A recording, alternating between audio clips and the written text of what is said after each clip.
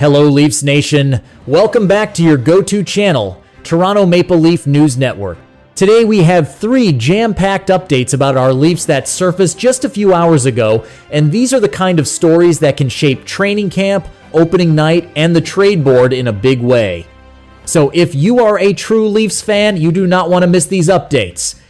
And yes, before we start the video, a quick request. If new to the channel, do not forget to like and subscribe so that you can stay in the loop with every breaking headline, roster shakeup, and trade whisper across Leafs land. Alright, let us dive right in. Update 1. Leafs linked to bold. Kirby Dach swing. Can Toronto solve center depth and right wing gap in one move? Leafs Nation, picture this. A single move that tries to fix 2 of Toronto's most pressing lineup needs at once. A capable middle 6 center with top 6 upside and a credible first-line right winger option to replace Mitch Marner's minutes. Matchups. That is the idea behind a freshly pitched trade proposal floating around the league circles today, with the Toronto Maple Leafs targeted to acquire Kirby Dach from the Montreal Canadiens. The framework? Toronto brings in Kirby Dach, a big, versatile forward entering the final season of a 4-year, $13.45 million contract before restricted free agency, while sending out Bobby McMahon, Nick Robertson, a 2027 6th-round draft pick, and a 2028 2nd-round draft pick the other way. The pitch is aggressive but purposeful. Dach can play center, slide to the right wing on the top line, and offers exactly the kind of plug-and-play flexibility that head coaches love when injuries hit and line chemistry needs quick fixes. He has battled injuries, yes, but when healthy, he flashes play-driving tools, a long reach, and the ability to transport the puck through the neutral zone with pace attributes that could complement Austin Matthews or stabilize a second line when John Tavares shifts situations. The risk-reward calculus is obvious. Toronto would be betting on health and upside. Montreal gets depth forwards who can contribute now, plus futures capital to keep stacking the rebuild. On Toronto's side, Bobby McMahon brings forechecking and a hard-working north-south element, but is still searching for that definitive lineup role. Nick Robertson has the shot, energy, and flashes of scorer's touch, yet remains in the tug-of-war between opportunity and fit. In a single swoop, this idea gives the Canadiens controllable assets and draft capital while handing Toronto a cost-controlled, high-upside forward right as the club tries to remodel the top 6 after the Mitch Marner departure. There is one major wrinkle: health timelines. Reports suggest Kirby Dach's rehab from knee surgery may lag into the early season, casting doubt on a full-speed opening night return, and that matters for any front office weighing the cost of futures versus the certainty of availability in October. Still, in terms of roster architecture, this idea is the kind that keeps the phone lines warm. One piece that can center if a pivot goes down, push to the wing next to Austin Matthews to hunt pucks and extend offensive zone shifts, and potentially reset the balance of Toronto's forward depth chart without breaking the bank on term. For a team that needs versatility and a path to replace premium right-wing minutes by committee, the fit is real. The question is timing, risk tolerance, and whether the Canadiens would move a controllable, still young forward to an archival without extracting a steeper price.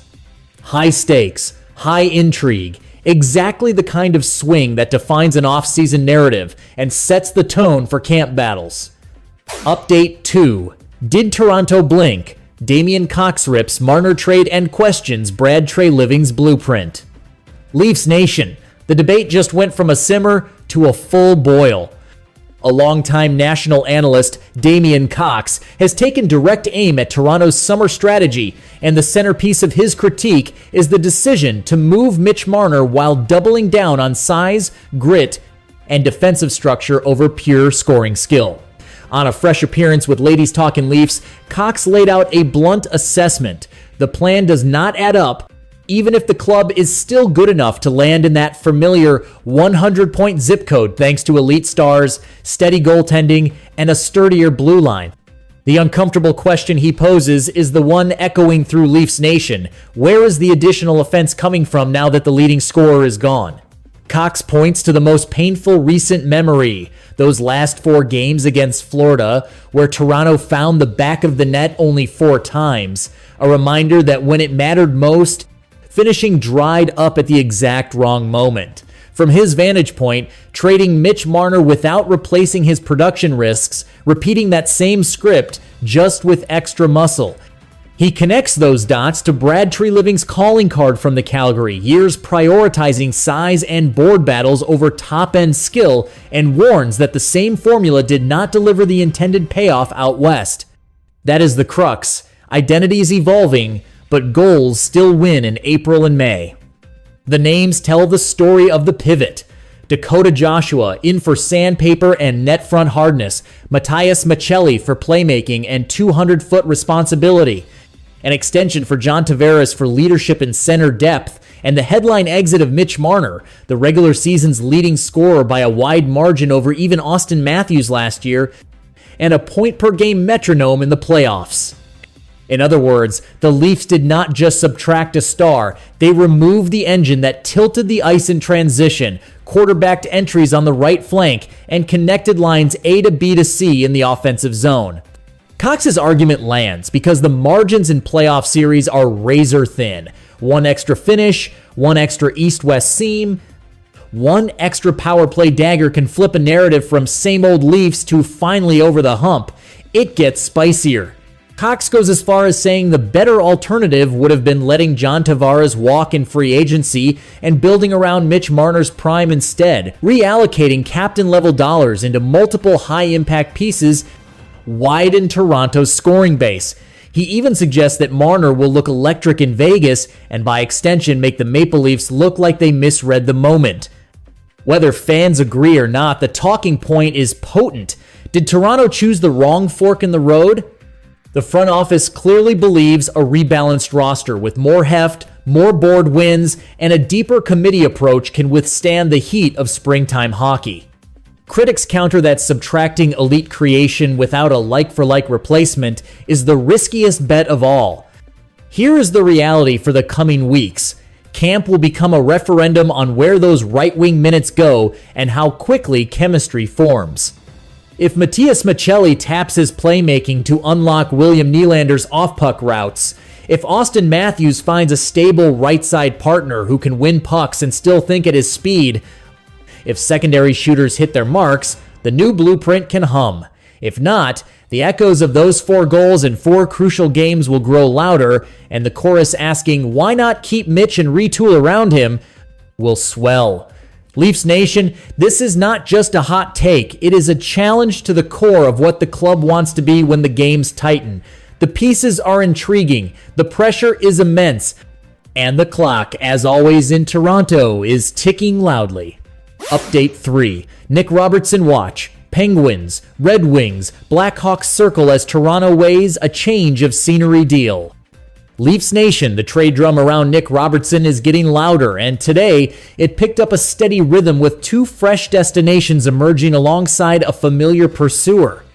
Despite the new 1-year bridge and the undeniable shot that can change a shift in an instant, the winger's fit in Toronto's long-term blueprint remains cloudy.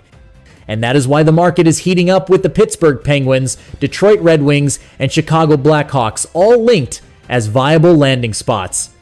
The tension is simple and very Toronto. Cap pressure meets roster math. With roughly $1.919 million in breathing room and another target still on the board to ink, front office calculus has Robertson hovering between valuable asset and expendable chip. That puts him in the classic change of scenery window, the moment when a prospect turned young pro needs runway, and another club believes it can unlock the 20-goal stride with a bigger role and cleaner usage. Let us break down the suitors through a Leafs lens. In Chicago, the logic is straightforward. Alleviate some of the scoring load from the Connor Bedard project while complementing Frank Nazar and the rising kids with a ready-made finisher who can plug into the top 9 and hunt soft ice off the rush.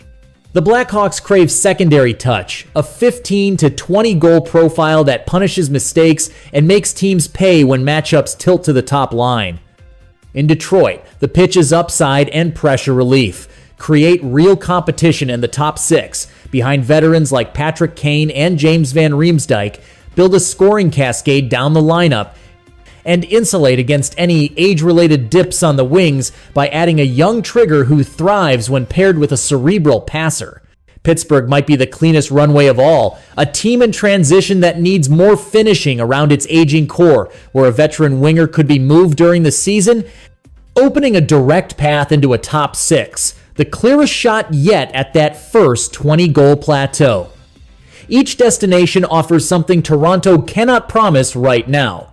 Guaranteed minutes in a role tailored to his strengths, power play touches, and the patience to ride out hot and cold stretches that snipers inevitably face.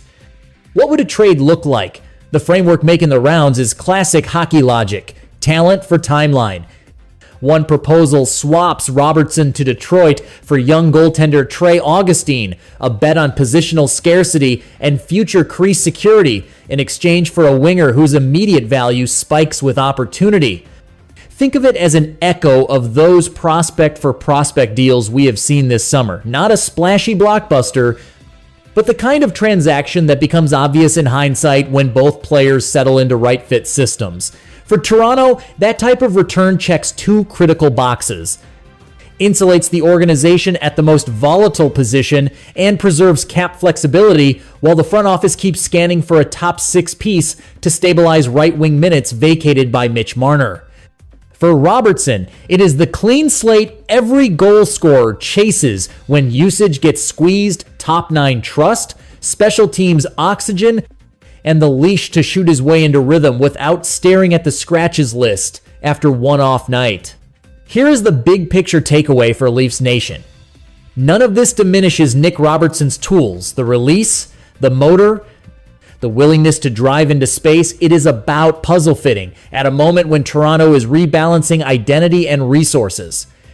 If the club keeps him, the challenge is carving a defined role that leverages his shot while protecting him with responsible line mates and consistent matchups.